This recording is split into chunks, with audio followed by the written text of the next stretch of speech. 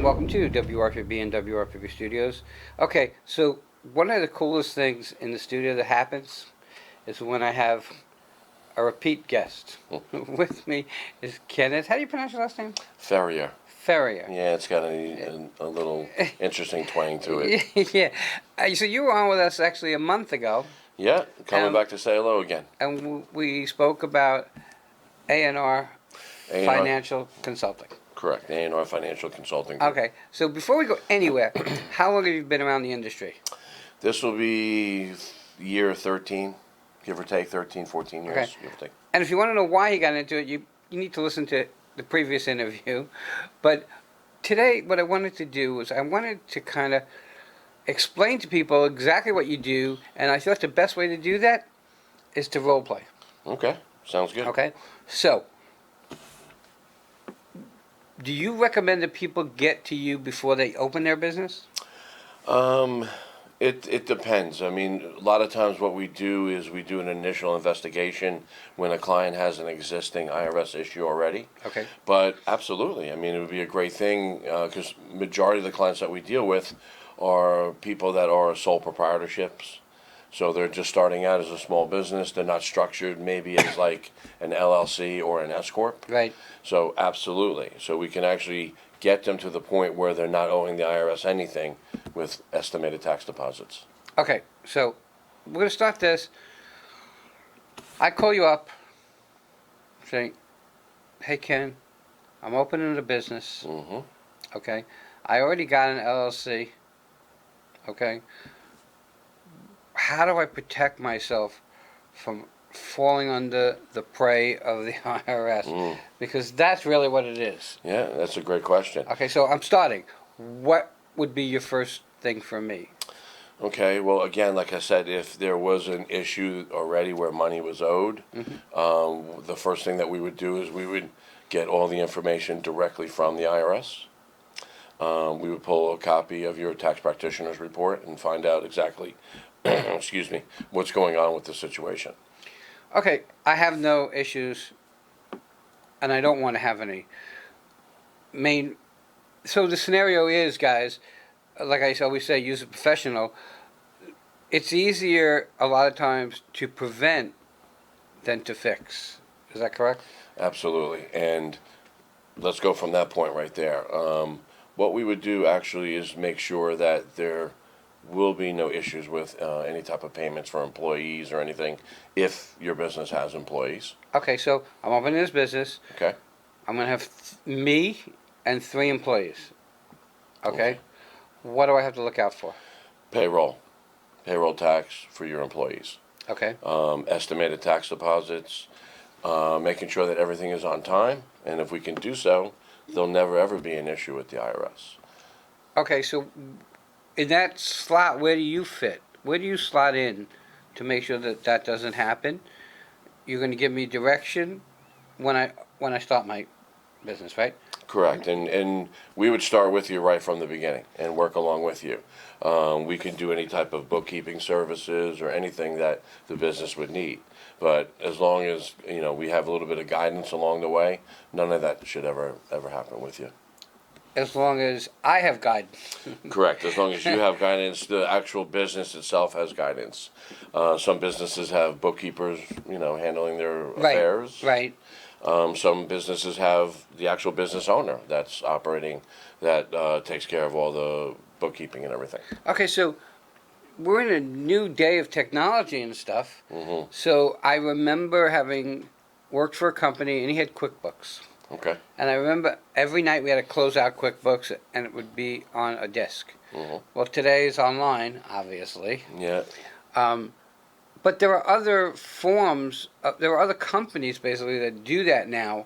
And if I remember correctly, Clover, where you take your payments, also has Homebase. Correct. Which, Homebase, good, not good? It's good. It's actually good. I mean, it's what's comfortable for the individual and what's going to be easy, running that type of system. With us, we're going to more or less help a client that already has an issue. I do have some clients right now that we're starting right from the beginning with. as you're describing right now. But our services right now would more be for a client that has. Okay, so let's switch it up.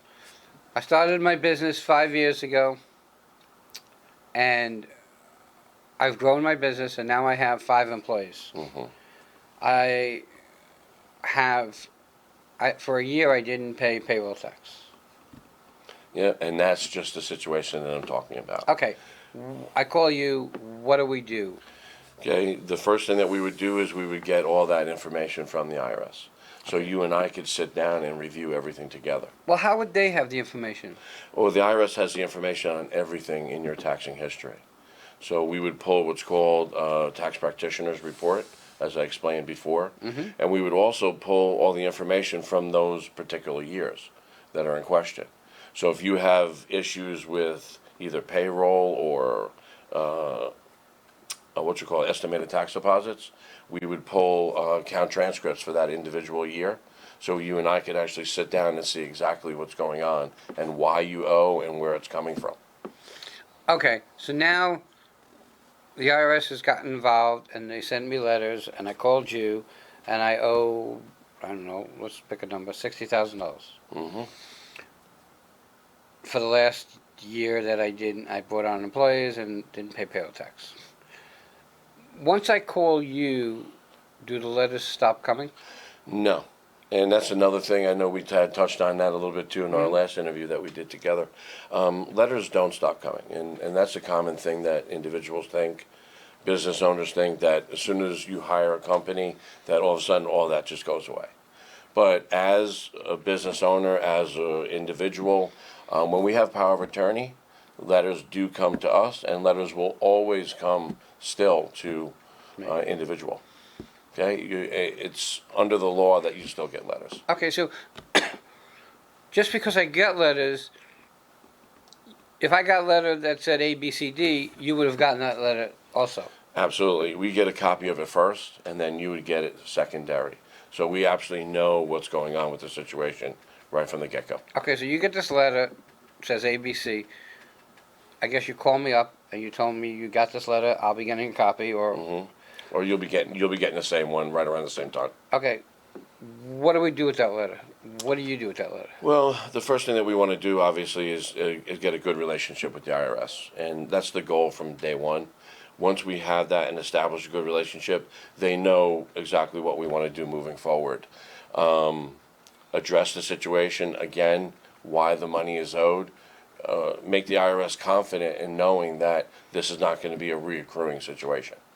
One of the biggest things that I want to do, and I want to tell clients out there, is I want to be able to make sure that clients do not reaccrue additional debt, because that's what keeps companies hovering over clients and wanting them to come back all the time. Right. Yeah, because you're reaccruing additional debt. A lot of companies do not explain to individuals that if you owe again, there's a possibility of defaulting on any type of installment arrangement that you have. Okay, so you said initially installment arrangement. So I owe $60,000. We build a good rapport with the IRS, and it's no, I hate to say it this way, it's no different than when you're driving and speeding, because you all do it, including myself, and the cop pulls you over. Your best bet is to have a good rapport with the officer. Okay? Absolutely. So we build a good rapport with the IRS. I owe $60,000. I don't have $60,000. What can I do? Well, that's when it comes in and we do a full set of financials. And we actually establish to the IRS what your current ability or non-ability is for payment. And for one of the great programs that the IRS has to offer. And they do have programs. Oh, they have fantastic programs now that will help people in any type of situation. I mean, I'm gonna guess, and I could be wrong, that if you owe $60,000 and you can only pay $200 a month, they would rather have that than you going out of business. Absolutely, and that would be called what's called a partial pay installment arrangement. Okay. It would be based upon what we can prove is affordable for you, and it would be based upon the amount of time that's left on the IRS collections, on the collection statute expiration dates. Oh, that's true, because Yeah. if you owe $60,000 for 1997, and you don't pay anything, and you get away with it, statute of limitations will end and that will go away anyway. That is correct. If they don't refile it. Correct. I was going to say Okay. if there's a chance. Well, what happens is once the actual return is filed, Right. the clock starts ticking from the date of assessment. Okay. Okay, so the IRS has 10 years from the date of that assessment. Once that 10 years is up, then they can no longer collect on it anymore. So when you're figuring out a partial payment, they want to see the whole thing paid within a period prior to where it would expire. Let me explain that to you. How that works would be is we would do a full set of financials. Right. We would establish that $200 a month payment. Right. And then we would take a look and see how much time is left on the collection statute expirations. So, for example, let's say there's 80 months left. Okay, we established to the IRS that you can only afford $200 a month. Right. Then you would pay back $16,000 worth of payments, plus any refunds during the course of those years on the collection statute expiration dates. They're going to take. Correct. They also take your refunds as well along that time. But at the end of the collection statute expiration dates, you end up saving a whole ton of money. Say for example, with your debt that you're saying the $60,000, Right. you'd end up paying back $16,000 worth of payments. They'd take a little bit of refunds along the way, and then you'd end up walking away from maybe $30,000 or so of debt that's owed, which is a pretty amazing deal. Well, if you can stay in business, it's an amazing deal. Correct. One. I mean, obviously, all that goes into play And as if well, you too. didn't, if you made a plan with them, then the letters are going to stop, or the haunting is going to stop. The haunting will stop. Well, the letters won't Yeah, stop. the letters will continue until the end of the collections, but the haunting will stop because they know we've already expressed to them what is affordable, and there's only a little bit left of time, so everything just ends up ending in a happy way. And as long as it's agreed upon and accepted, then the letters that come, as long as you're doing what you're supposed to do, shouldn't really affect you. They're just kind of reminders and. No, they're just reminders, and as long as you remain current with your payments as a business owner or an individual again, if there's any money that's owed. Now, here's another thing that's never explained to clients. When you are on an existing installment arrangement like that, Right. you need to remain current with your filings, okay? Also, Your new filings. Your new filings, correct. And you also you need to be current with your payment on time, Right. okay? And if you do owe money at the end of the year, make sure that you cut a check with that tax return so you can stay in your installment arrangement, so you don't default. Interesting. Right. And again, you have an opportunity, and take this as I mean it, now this comes out, you have the opportunity to beat the IRS, okay? But you've made an agreement, and this is what bothers me about a lot of people. Yeah. They make an agreement, okay, and then they don't follow up with it. That's where the problems come into. Okay, and now you're making an agreement to benefit you Yeah. because you made a mess, and you're not going to follow up with that either. Correct, and that's one of the biggest things I was talking about as far as the default. Right. Yeah, because if you do make an arrangement with the IRS and you don't pay, then they default you, and then they put you back to square one again. So then we have to go in and explain to the IRS, after this wonderful deal that we just got, why you defaulted. And you're not going to be able to make probably not as wonderful a deal as you had. It depends on the situation. I mean, there's a lot of reasons why people default. It Right. could be financial hardship. It could be, Medical. medical, a death in the family. There are a lot of things that the IRS does accept. But if you just decide where you're not going to make a payment anymore, then yes, they'll just put you right back to where you used to be. All right, we're getting to the top of time. How do people find you?